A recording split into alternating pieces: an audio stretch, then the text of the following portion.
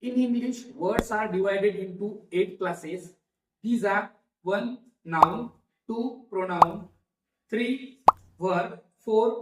Adjective, 5. Adverb, 6. Preposition, 7. Conjunction, and 8. Interjection.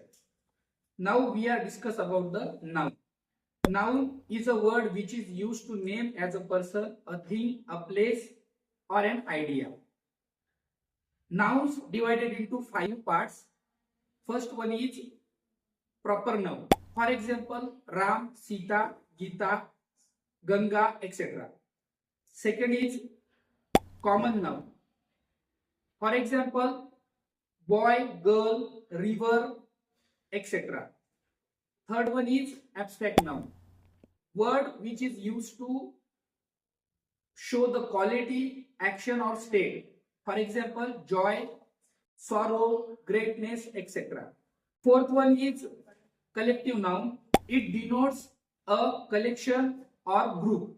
For example, family, team, parliament, etc. And last one is material noun. It denotes matter or substance. For example, wood, iron, silver, gold, etc.